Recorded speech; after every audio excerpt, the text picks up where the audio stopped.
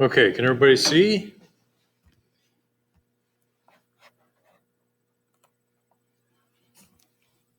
Yeah. So I just set up the bench, the batteries. So let me get a screwdriver.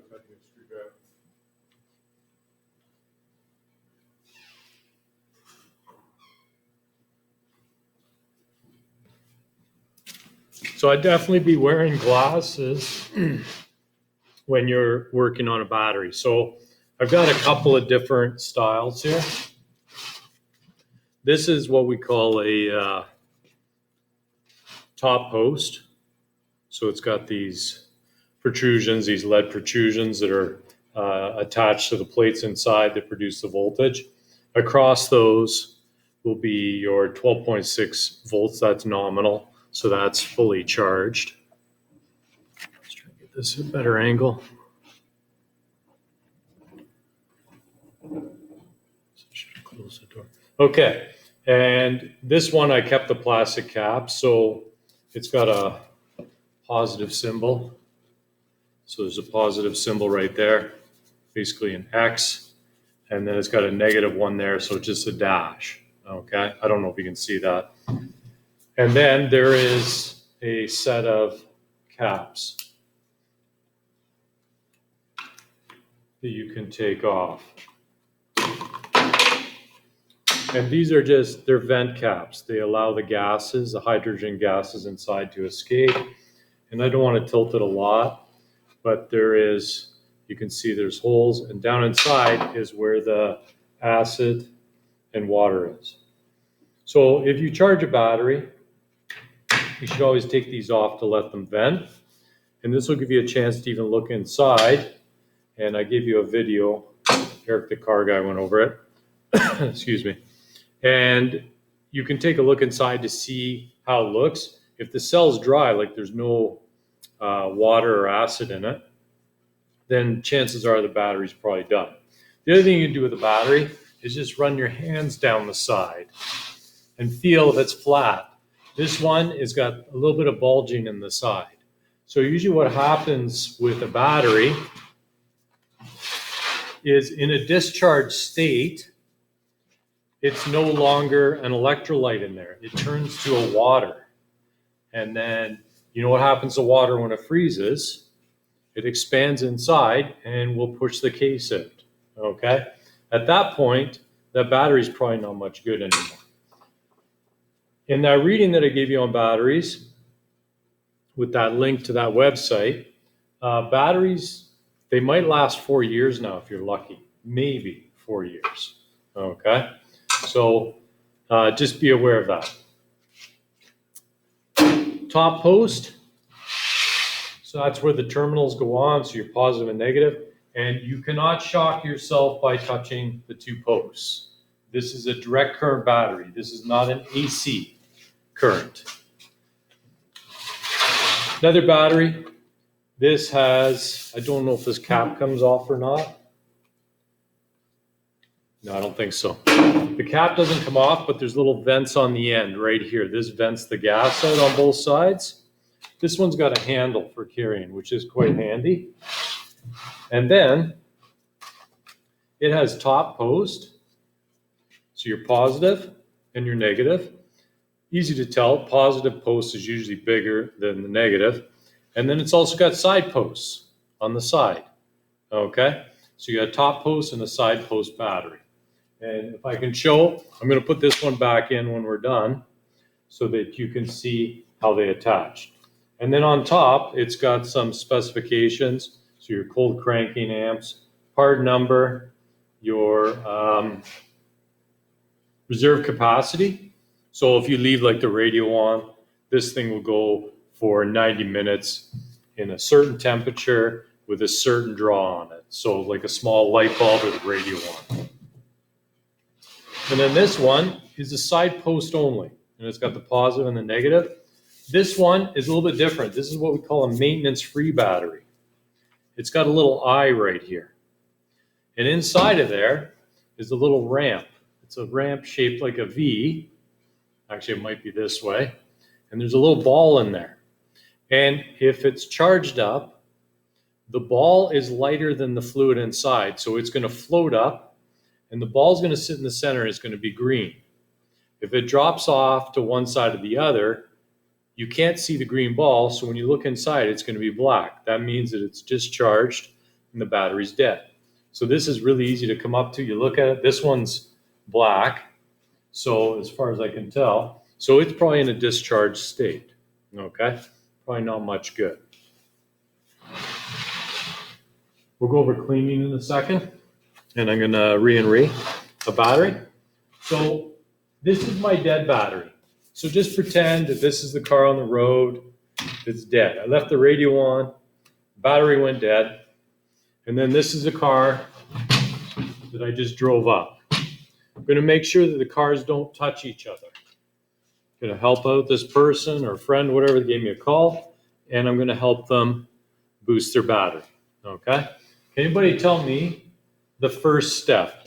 I got a good pair of jumper cables, and a good pair of jumper cables probably going to cost you, $100 or more. And you're looking at the gauge of the cable, so the actual thickness of the wire. So you want to have one, these are kind of slim, they don't hold a lot of amperage, so they'll get hot and they won't carry a lot of current. You get a really good quality pair, and the cable's probably as big as like your small or your next finger up in diameter, okay? Good pair of clamps.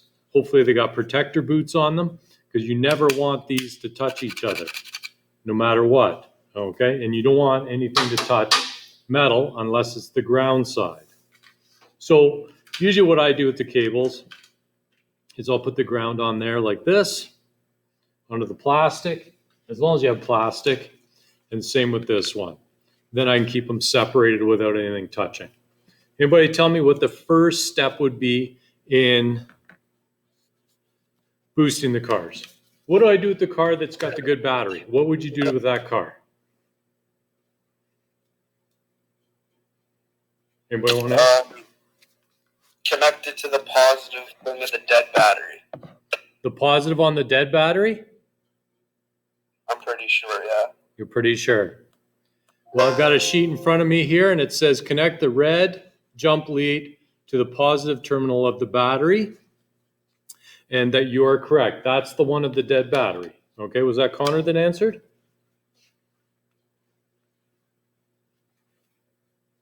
Was that Connor that answered that question?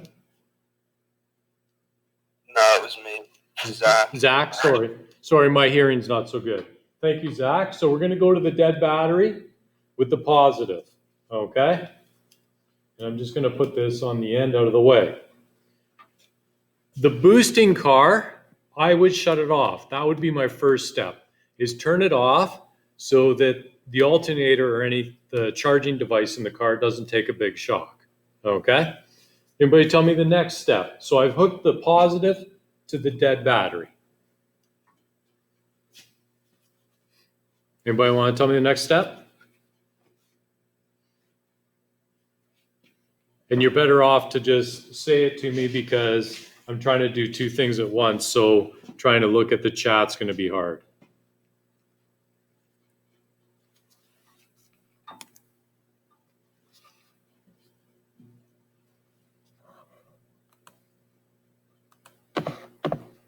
Anybody else? No?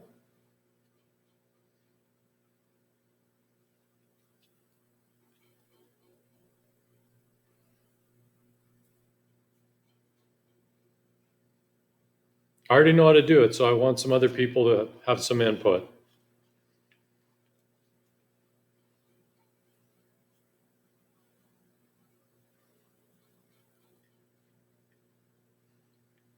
Zach, did you want to try it again? What step are we on? The second one? Second step. The positive cable to the positive thing on the charge battery. Okay, so positive cable to the charged battery or the good car. Okay? Anybody want to try the third step? I got 2 more cables to go. I just got to figure out what I'm going to do with them.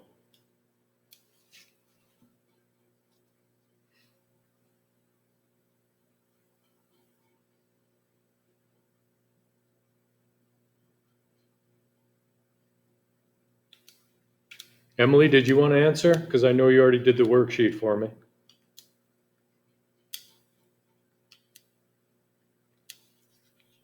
Do you put the negative cable to the dead battery? Let me see. No, so try the next one. What would you do next then? If it's not the dead Negative to the dead battery? No. To the I'm sorry, the good one. To the good battery. Okay, very good. So to the good one, and then we only got one left. And here's the precaution that you got to take. Because if I touch this to the negative side of the dead battery, I could create a spark. And what kind of gas is coming off the battery? Anybody want to try that?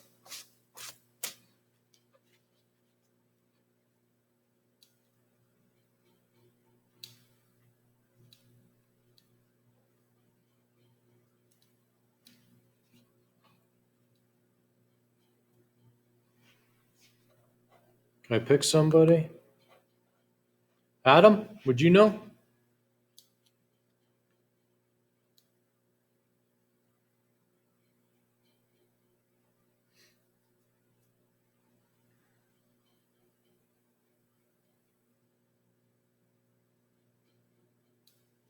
Connor, Devin, Dexter, Kunwar, Mike?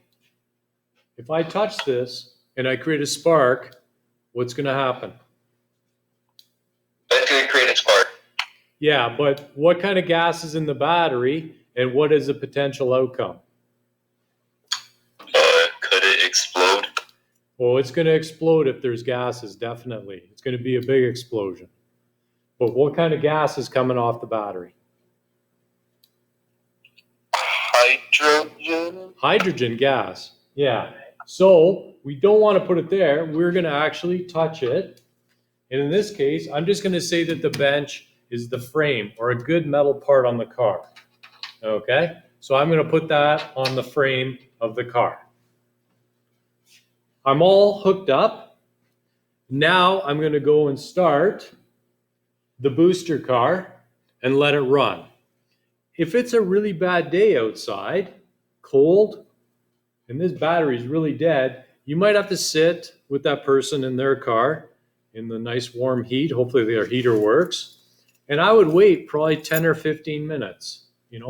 Hopefully it's somebody you can have a conversation with them.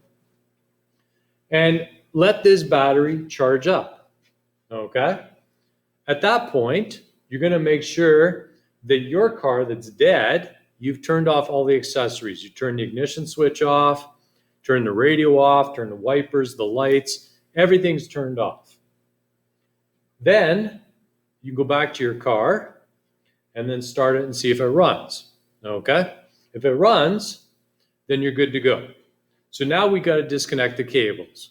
So if we hook them up with positive on the dead, positive on the good, negative on the good, and negative to the ground of the chassis of the bad, how would you disconnect them? Somebody tell me the first step. We're now both running cars. What would I disconnect first?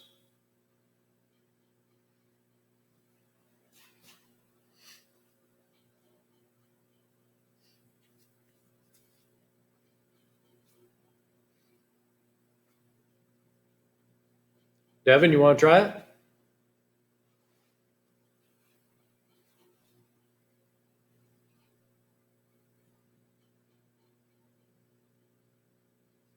Mike?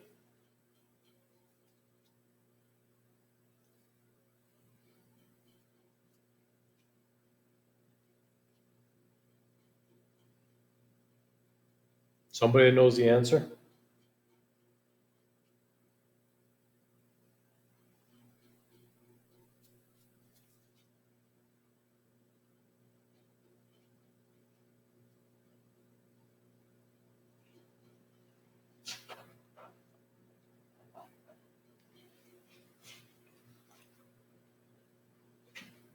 Zach, you want to tell me?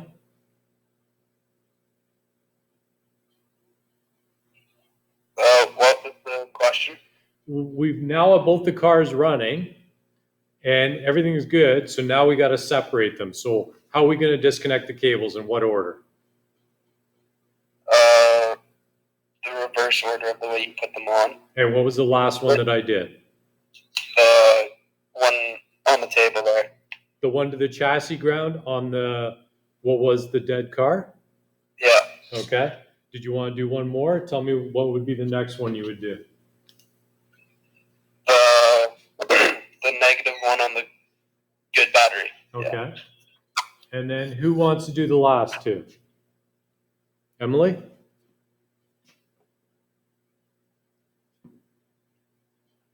Positive one on the good battery. Okay. And then, Positive on the bad. okay. Or is that? And then make sure you roll up your cables and put them back in your car. If your battery was, 3 or 4 years old, it'd probably be a good time to think about buying a new one. Okay? So there you go. That's boosting the battery. Thank you for your help.